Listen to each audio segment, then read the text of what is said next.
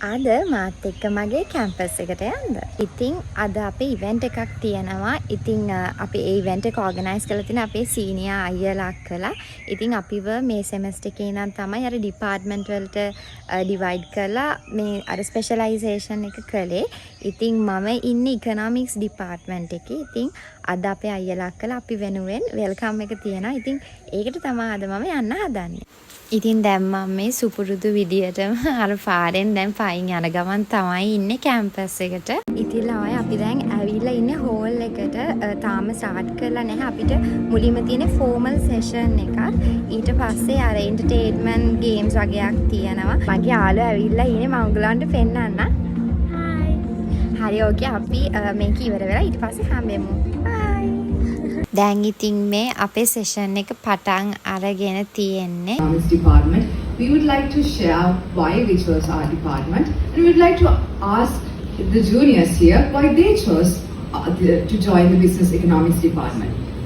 David, as a current student, why did you decide to come to the business economics department? Was it because I was here?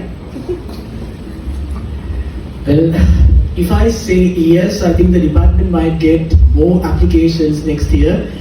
So honestly, the reason that what really attracted me to the Department of Business Economics is that this department isn't just.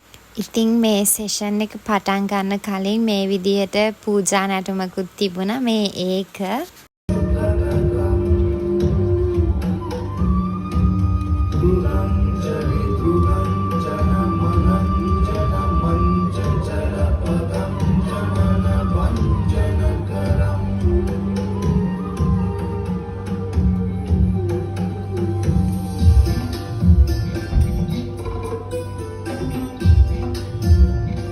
ඊට පස්සේ session එක ඉවරනාට පස්සේ මා යාළුවයි කන්න canteen එකට ආවයි. අපි දැන් මේ කාලේ ඉවර වෙලා දැන් ගේම්ස් වගේක් තියෙනවා. ඒ ටික ප්ලේ කරන් තමයි යන්න හදන්නේ. අපි එතනට ගිහිල්ලා හම්බෙමු.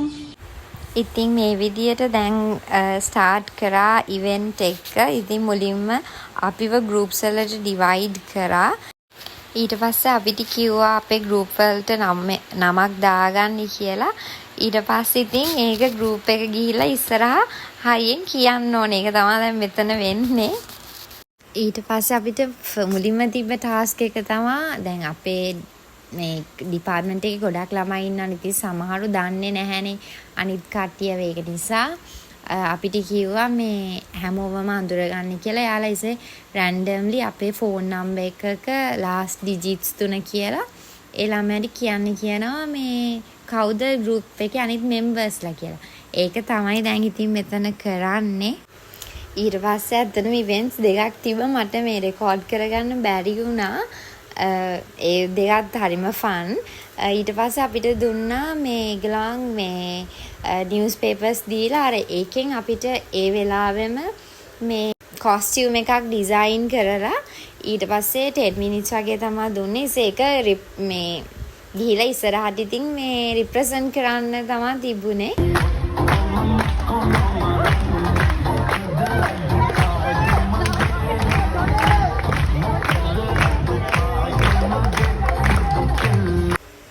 ඉතින් මගේ ගෲප් එකෙන් මට තමයි ඇඳුම අඳින්න උනේ. ඉතින් මේ දින අපි ඒක කරපු විදිය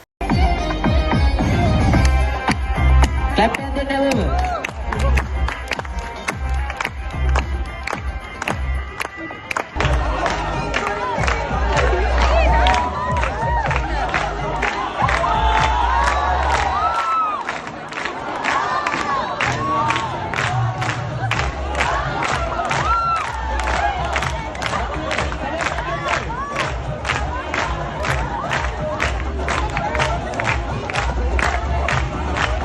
ඔහොම තමයි අද ඉවෙන්ට් එක ඉවර වුණේ. ඉතින් ආයෙත් දවසක මේ වගේ වීඩියෝ එකකින් හම්බෙමු. එතකන් බයි.